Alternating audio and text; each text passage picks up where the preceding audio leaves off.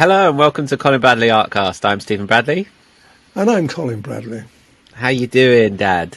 You good? I'm well, Steve. I'm well, yeah. Yes. I'm happy to say. Good. It's if you can hear anything here in the background, it's rain because there's rain hitting the cabin roof. So it's very therapeutic for me, but hopefully it's not too distracting for everyone else. And there's also a cat that won't leave me alone. Nice. Hello, John. How are you? Oh, beautiful. So we've got a company today. There's another one over there as well, curled up. They're escaping the rain. Okay, come on. Don't blame me. Here we go. I know, it's pretty crazy out there. How's your week been? We've had a reasonable week, yes. All the work at the moment we've been had just up to Christmas. Most of it was done. There was just some dribs and drabs left, but that hasn't started yet, so we're waiting for that. It probably won't start for another week at least. So I reckon it'll be towards the end of January that we actually start work again. But we're functioning okay. Everything works down there, so we're very happy with it. And so it's not. I think we're very lucky because the workmen got it ready for us really for Christmas, and that's what we wanted it for. And so we're very lucky there. So we don't really mind. Gives us a bit more time to save up. Lovely. Oh, fantastic. Good. Excellent. So this week we have got a really interesting email that's come through, and I thought that it would make a really interesting discussion point for this week. So this came in from Vincent, one of our lovely students, and Vincent writes, I seem to have reached a point in my art hobby where I can't see the point of producing more artwork just for the sake of it. I have lots of pieces on my wall and in folders, and I feel that I don't want to do any more. At the same time, I don't want a commission because if I feel it puts too much pressure on me and it becomes work instead of a hobby. I would gladly do pieces for free because I could see the point of doing it, and it could even bring some joy to the recipient instead of ending up in a folder or in the bin. Any advice on getting back to enjoying my hobby again would be most welcome. This was a really interesting, I sent it over to you, Dad. We both looked at this because I thought it was really interesting. And we've had discussions before on Artist's Block, which is a slightly different thing. This seems to be motivation in producing artwork in general. So let's start with this.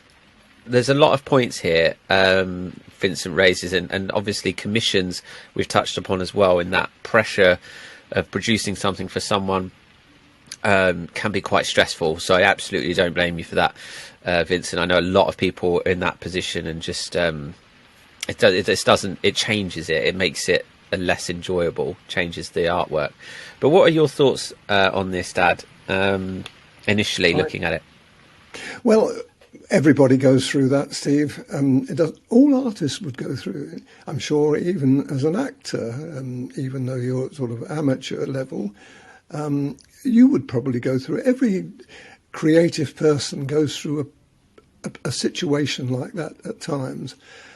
And it's because you kind of enjoyed what you've done, really, and you have been motivated to do what you do. And suddenly you see, oh, what do I do? Now where do I go from there? Happened to me. Fortunately for me, I had the incentive, if you like, of the website, and we created that. But up until that point, I was getting to that way myself, picture after picture, and I'd done hundreds of pictures already before we started our website. So I was getting to that point. So I know how he feels. However, I've got to say though, that talking for myself, if I had not continued, if I'd given up at that stage, or just done it every now and again and not had the motivation or the enthusiasm to actually do it, I'd never, ever have done the kind of work that I'm doing now, ever.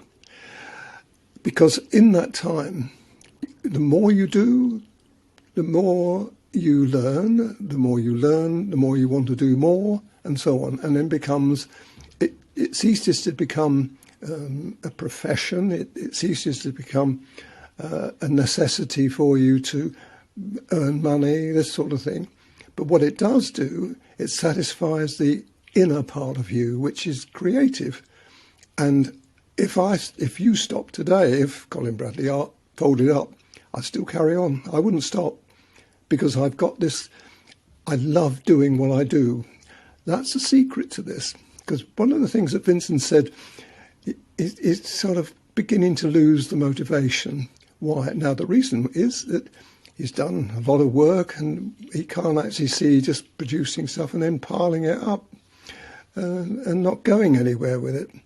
And I'm sure that if you think about that, you could find neighbours, people that would love to see your work, even if you give it away. You don't have to do it on commission.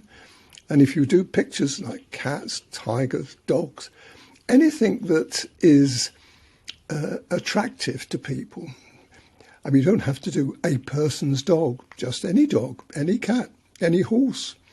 There's so many animals, and that tigers always are popular. I mean, not many people keep tigers as a pet, do they? So it's something that you could find another motivation to actually do something. And you can give the things away. You've got maybe Christmas presents or birthday presents, or do it for people for nothing. He did mention that, didn't he? I'd do it for free. Do it for free. As long as you keep going, if you want to keep going. Now, that's the secret. If you don't want to keep, if you're feeling tired, or I feel that, I've done my bit, I don't really feel like doing any more artwork, change your hobby, do another hobby. But if that's not the case and you've really enjoyed doing the artwork, then I would certainly recommend you carry on doing it. Because as I said, the more you do, the better you become at it. The other thing that I would say, which is again what happened to me, I found that I wanted to be challenged. I've talked about this over the last few podcasts, haven't I? Having a challenge. I find now it's very, very important that I have that challenge. If I don't have it, if I don't pick a subject or a person or a landscape or a still life, if I don't find something in that I'm going to struggle with, it's a challenge to me, then I won't do it. Now, at one time I wouldn't worry about that. I'd look at the picture of maybe a dog or a cat or a horse and think, that's going to be quite easy. I think I'll do that. And your cat, I can see your cat keep poking in there. I'm so sorry. No, This cat won't leave me alone. I'm sure people will find that really interesting. And so you find that if you just keep doing the same old thing, and it gets boring. I don't want to use that word, but it's boring, same and tedious. So I find that I have to find something that is challenging to me. And this is what's changed my whole attitude in the last few months. As you know, I produced some terrific pictures, I think, and I'm very pleased with them. But just for instance, at the moment, I've got another picture which I've actually picked out, I don't know, a couple of months, 2 or 3 months ago. I found it. And I got it on my computer. And I kept looking at it and thinking, no, not really, no, that's a bit hard. No, can I really do this? So it was a kind of a question mark. Well, I looked at it again this week and thought, I can do that. You see how I changed? It changed the attitude because I'd had some experiences and I'd found that the last one I did, which we'll probably bring up in perhaps next week, was a real challenge to me. And so much so that when I introduced it at the beginning, I actually said on camera, I'm not sure I'm going to finish this. And I explained why. And then I said that, if you're watching it, then I have finished it, obviously. But at that time, when I recorded that, I really wasn't sure whether I was going to finish it or not. Now, these are the kind of things that you've got to find. Now, for me, it's really important that I finish it because it's a functional thing, and we have to find, it's for the website. With Vincent, he doesn't have to. He can try something and keep at it until it gets to the point where, maybe it is a bit hard. But that doesn't matter because he's not doing it for anybody. Hi everyone, sorry about that. We got cut off yesterday. It's a new day. We're carrying on from where we left off. The cat played with some cables and it interrupted our recording and we couldn't carry on. So, carrying on from where we were just talking, Dad, you were just about to talk about commission work and the fact that Vincent feels the pressure of that. Well, I can totally understand that, and I never did like it myself, doing commission work. I found it restrictive, and although it's a money spinner, there's no question about that, it also adds a pressure that you either like it or you don't. Now, some of our members love doing it, and it's very successful.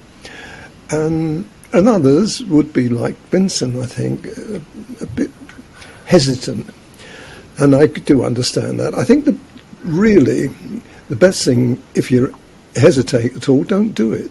Just continue the artwork as a hobby. And this is what I do now, although I'm doing it for a very good reason. I really don't look at it like that. I look at the pictures and find pictures that I like, pictures of the challenges, as I said yesterday.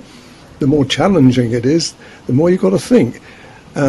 Just to put you in the picture, literally, today I've got a new picture which is going to take me a long time to do. Now, normally 2-3 days I can usually finish a picture. This one's not going to be like that at all. Now, I deliberately chose this one, and I think I mentioned it yesterday. I'm not sure I mentioned it yesterday, but I found it quite some time ago. And I love the picture. I thought, this is really nice. It's a pretty flower picture, but it's it's got a fuzzy background with lots of colours in it. And I thought, this is really good. But I have passed it by quite a few times, thinking, shall I do it? No, but I've left it on the computer, waiting in the wings. And I came across it a few days ago and thought, I'm going to give this a go. And it's proving to be exactly what it was, but it's very, very interesting. And this is the kind of thing that perhaps Vincent can try, do something that is challenging to him. After all, if it's not a commission, does it matter if it works or not? It doesn't really. Whatever you do, even if you get halfway through a picture, you've got experience. And that experience is valuable to you as you move on in artwork. I think it depends where you want to go. If you want to be a professional artist, not really. This is not really the way to go, I think, unless you really enjoy that kind of pressure. But as an amateur or a leisure painter, then I think it's wonderful to do that, because you've got a pastime which takes hours and hours. Sometimes you don't want to leave it alone because it's so intriguing. So I think this is the kind of thing you've got to try to do, and in a situation like Vincent, where he's probably done it all. The other thing I've always said many, many times, move off your chosen subject. If you're an animal artist and you've done animals and stuck to them, do a landscape, do a still life, do a portrait if you're brave enough. But portraits are really hard. But again, you've got a lot of challenge there. And we know lots of people. I've still got people I want to do myself. But, I have to get round to it, and I have to get myself in the mood for portrait work because it's hard. But all these things, there's so much to it. And I think that's what I would do if I was Vincent. I would find something that I really love doing. Could you also do work with another medium? Dip into one of the other mediums, have a break from pastel work? Absolutely. Well, I did, didn't I? I started with watercolour. I ended up with pastel and still do love them. And I found my medium, really, and I wouldn't change it now. I dabbled with oil, didn't like it. Dabbled with acrylic, didn't like it. Can't really tell you why. I mean, I sold an oil picture many years ago, but I never really got on with it. But the pastel pencil, when that came along, that was my medium. But you're absolutely right. Try different things. The thing is, they can be expensive. If you wanted to move from pastel pencils and you've got a whole bunch of them, and you want to go into watercolour, you've got to get some watercolours, and then you've got to buy paintbrushes and so on. So that could be a bit pricey. But you can just start with a small set and go from there. But if his passion is pastels, and I suspect it probably is, or it has been, then I would work within that medium, because you've already got the pastels, you've already got the paper, you already know the rudiments and the basic techniques. So it doesn't seem such a good idea to change, because you might find you're not as successful with that as you are with the pastel. So it's not satisfying. But yes, you could do that. By all, I think you should leave it to the artist how he feels about it, or how she feels about it. Okay, excellent. It's interesting to hear your experiences with this, and I know you have the added incentive to push yourself and to do more because you're producing it for the school. But it's interesting how that you went down that route of having that incentive, and now have found that even without that, you would still continue, you would still push yourself. And I think I want to just reflect on that point, just so that maybe people might find that if they do what you say about challenging themselves with other subjects and continue to push themselves, then eventually that self drive to challenge yourself with other pictures, and that satisfaction, I suppose, of overcoming problems, of facing challenges and then producing a good picture, almost becomes worth it, and you are self-driving that wheel of change and growth and experience without the need of any other kind of incentive. Absolutely. I think it's all to do with passions, isn't it? If you've got a passion for something, then you indulge yourself in that passion. And I do that with the pastel. I've never got fed up with it, even though I've been doing it for 40 years now. It must be near enough 40 years now. And I still love it to bits, and I still get a great kick out of it. I don't know whether if I'd stuck to watercolour, I'm not sure I would have done.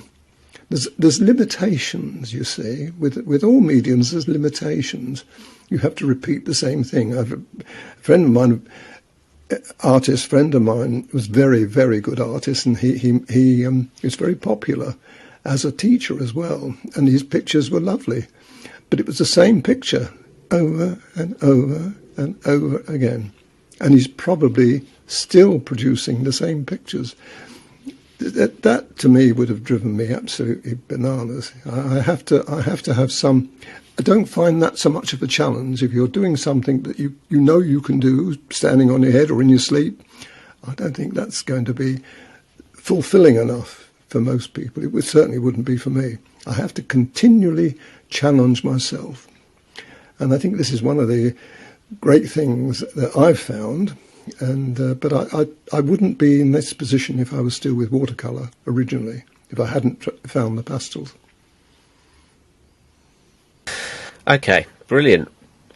Fab. Okay, well, I hope that helps, Vincent, both you and anyone else that is out there that may encounter this same lack of motivation or just direction, wanting to get some advice and words of wisdom on what to do next. So I hope that's been helpful. Thank you again for the email, and if anyone wants to reflect on that and chat to us about that or send in their questions, then we can always talk about this more on a future podcast. Just send them over email or Facebook or Instagram. We'll pick them up And we'll be back next week to chat about something else. Maybe look at this one of these pictures that you've been doing recently, Dad. Yes, let's do that. I'm dying for people to see this one. The last one, not the one I'm doing at the moment, the last one. Just before you go, I really must say to you how well you've done with your pantomime. Now, I don't know if people know anything about this. They probably don't. But let me give you a build-up that Steve and his partner Mims wrote a pantomime in midsummer. About midsummer, was it? Late summer? No. Yeah, late summer. Was it? Yeah. And they were asked by the Bob Hope Theatre, who they've done a lot of work with, to do it. It was absolutely shock to us. We didn't know anything about it until it was all done and scripted, and the script came to us. When we read the script, we couldn't believe it. It was unbelievable that someone had produced this. And we said right from the beginning, this is going to go down really well. Well, folks, it has. It's now sort of 2 weeks into the run, and it's absolutely wonderful reviews you're getting, Steve. And Bob Hope want you to do more, and I'm not surprised. And we're coming up to see you tomorrow. See it? Yeah. So I really can't wait. So I wanted to throw that at you because you're very modest, and you probably wouldn't have brought it up yourself. Yeah, I mean, over the years we've touched on various different things that I've dipped my toe in the water with, acting career and all sorts of things. And I love writing. Me and Mims are bonded over writing as one of the first things that sort of bonded us as friends. And we've written a few things, and Mims has written a lot of really good scripts. But then when they approached us to write something, well, actually, we came up with the idea of writing something fresh because we didn't really feel like any of the scripts we were getting in or looking at were really kind of what we wanted to do. So we wrote a completely original story for this pantomime, and it's gone down really, really well. We've been really proud of the cast, of the creative team. Mims was the musical director on it as well, so she worked out all the songs and the harmonies. So it's been a process with a newborn as well. It's been challenging, but yeah, we love writing. So they've asked us to write more shows for them and produce more scripts. So it might be something that we do in future. But in the meantime, throughout January, it's a post-Christmas pantomime. Throughout January, people can enjoy it. Absolutely. Well, what amazed me is that when you sent us the script and the title was completely original. I mean, everybody said Peter Pan and Sleeping Beauty. They've all been, done to death, really. Kind of thought, but this is so different. It's absolutely fantastic. I should probably tell everyone the name. I was waiting for you to do that. I was just thinking I didn't even tell everyone the name. It's called Red Riding Hood and the Eternal Winter. So the Eternal Winter is a big plot point in the show. It's got a bit more story to your usual pantomime, I suppose. But it's got all the traditional elements. People might know if they've listened to all the podcasts that I've done pantomime for 10 years or so. So, and Mims has done pantomime as well. So we came at it with that sort of complete understanding of what needs to go into panto. And we kind of kept it traditional, but also modern at the same time. So next week, once you've seen it, you can give everyone your review. Oh, I will do. We can't wait. We're just... When we read it right through, we were laughing all the way through it. It was so funny, and I've got quite a good imagination, and so has Mum, and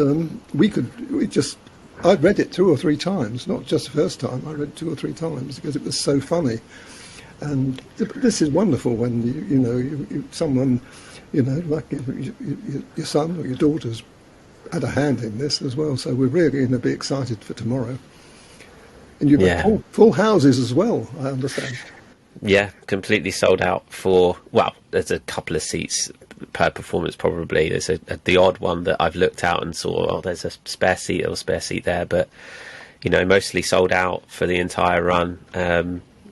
and yeah, they couldn't be more thrilled, and we couldn't be more thrilled. And I want to say as well, the cast are amazing. You know, you can write something great, but it's the creative team and the cast that bring it to life, and they've done that. So we have one part, but they do the big part of producing it and putting it together and acting it and singing it, and they deserve every praise and every compliment that they get. Good. Well, they've done you proud. That's all you could ask, isn't it? Yeah, for sure. All right, then. Okay, we'll leave it there for this over 2 days podcast that we've had to do. But I hope you've enjoyed it, and thank you everyone for watching and listening. I'm Stephen Bradley. And I'm Colin Bradley. Enjoy your week. Yeah. You got a phone call coming in? Well, I haven't. Mum's probably picked that up. We got there in the end. Yeah. Yes. Hello and welcome. That'd be good outtakes, Steve. There'd be some good outtakes. Yeah.